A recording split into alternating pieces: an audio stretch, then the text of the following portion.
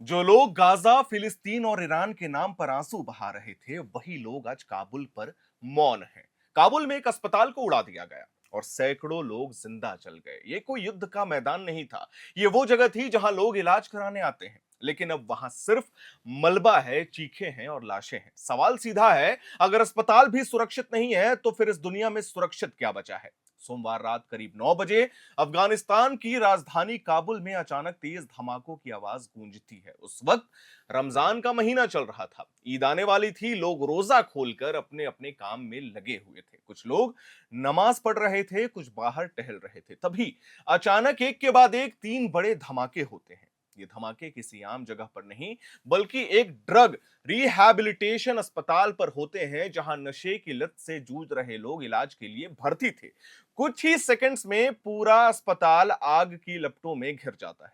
अफगानिस्तान के स्वास्थ्य मंत्रालय के मुताबिक इस हमले में करीब 400 लोगों की मौत हो गई है और 250 से 300 लोग घायल हैं। अस्पताल का लगभग हर हिस्सा तबाह हो चुका है। वहां मौजूद लोगों के पास भागने तक का मौका नहीं था, समय ही नहीं मिला। जो अंदर थे वो अंदर ही फंस गए, जो बाहर थे उन्हें समझ ही नहीं आया कि अचानक ऐसा क्या हो गया। चारों तरफ धुआं था, आग और चीख पुकार का माहौल बना हुआ था। विजुअल्स आप देख सकते हैं किस तरीके के हालात वहां उस वक्त थे। इस हमले के बाद अफगानिस्तान की तालिबान सरकार ने सीधे पाकिस्तान पर आरोप लगाया। उनका तर्क है कि पाकिस्तान की एयरफोर्स ने अफगानिस्तान के एयर स्पेस का उल्लंघन किया है और जानबूझकर इस अस्पताल को निशाना बनाया है। तालिबान के प्रवक्ता ने इसे इंसानियत के खिलाफ अपराध बताया और यह कहा कि इस तरह का हमला किसी भी हाल में सही नहीं ठहराया जा सकता। उनका कहना है कि ये एक सुनियोजित हमला था पाकिस्तान के द्वारा, ताकि सिविलियंस को टारगेट किया जा सके। लेकिन वहीं दूसरी तरफ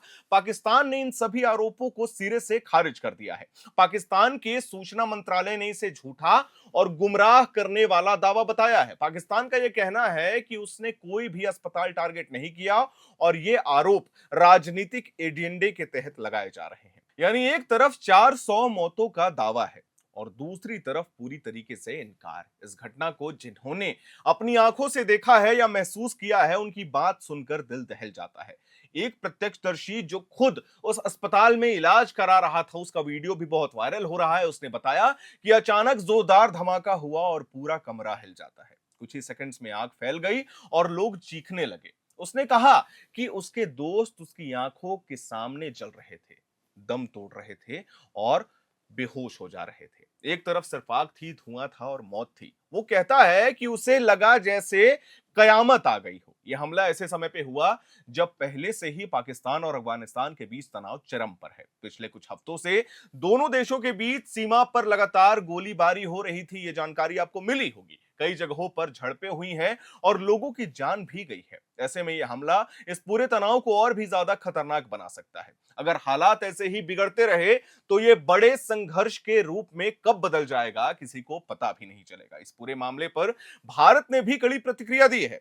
भारत ने इस हमले को कायराना और अमानवीय बताया है। भारत का यह कहना है कि किसी भी हाल में एक अस्पताल को निशाना बनाना जायज नहीं ठहराया जा सकता। ये साफ तौर पर आम नागरिकों पर हमला है और इसे किसी सैन्य कार्रवाई के रूप में नहीं दिखाया जा सकता है। भारत ने इस घटना की कड़ी निंदा की है और इसे बेहद गंभीर बताया है। इस घटना का असर सिर्फ राजनीति तक ही सीमित नहीं है, हम अपने दर्शकों को बता दें, बल्कि खेल जगत में भी इसकी गूंज सुनाई दे रही है। अफगानिस्तान क्रिकेट बोर्ड ने भी इस हमले की कड़ी निंदा की है। उन्होंने कहा कि ईद की खुशियां मातम में बदल गई हैं। उन्होंने पीड़ित परिवारों के प्रति अपनी संवेदना व्यक्त की है और यह कहा है कि इस मुश्किल समय में अपने लोगों के साथ अफगानिस्तान क्रिकेट बोर्ड खास तौर पर खड़ा रहेगा। लेकिन अब सबसे बड़ा सवाल यह उठता है कि दुनिया कहां है? सबसे बड़ा सवाल, जब गाजा में कुछ होता है, जब फिलिस्तीन में बम गिरते हैं, जब ईरान को लेकर तनाव बढ़ता है, तब पूरी दुनिया आवाज उठाती है। सोशल मीडिया पर ट्रेंड चलता है, भारत में चलता है, बड़े बड़े बयान सामने आते हैं, लोग सड़कों पर उतरते हैं। लेकिन जब काबुल में ही उन्हीं के बिरादरी के 400 लोग मारे जाते हैं तो आवाज दबा दी जाती है। क्या इंसानियत अब जगह देखकर तय होती है, धर्म देखकर तय होता है या ईमान देखकर? क्या दर्द भी अब खबरों की प्राथमिकता बन गया है? क्या कुछ लोगों की जान ज्यादा कीमती है या कुछ की कम? ये सवाल आज हर उस इंसान के सामने खड़ा है जो खुद को इंसानियत का समर्थक मानता है। काबुल में इस हमले के बाद डर का माहौल है। बहुत ही वीडियो आ रहे हैं बाहर, लोग अपने घरों से निकलने से भी डर रहे हैं। अस्पतालों में घायलों की भीड़ लगी हुई है, हर तरफ अफरा तफरी है, और सबसे बड़ी बात, लोगों के मन में ये डर बन गया है कि अब कुछ भी हो सकता है, ईद से पहले या ईद के बाद। अगर अस्पताल ही सुरक्षित नहीं है तो फिर कोई जगह कैसे सुरक्षित होगा?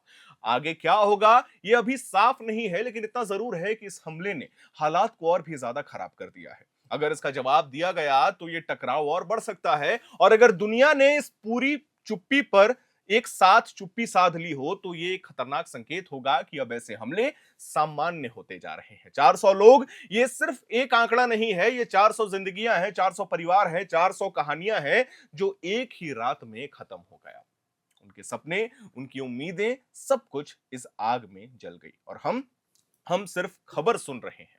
आज जरूरत है सच को देखने की, समझने की और सवाल पूछने की, क्योंकि अगर आज हम चुप हैं तो कल ये चुप्पी किसी और शहर में, किसी और अस्पताल में और किसी और मासूम की मौत बनकर सामने आएगी। बाकी इस मामले को लेकर के क्या कुछ अपडेट्स आएगा, हम अपने चैनल के माध्यम से अपने दर्शकों को देते जाएंगे।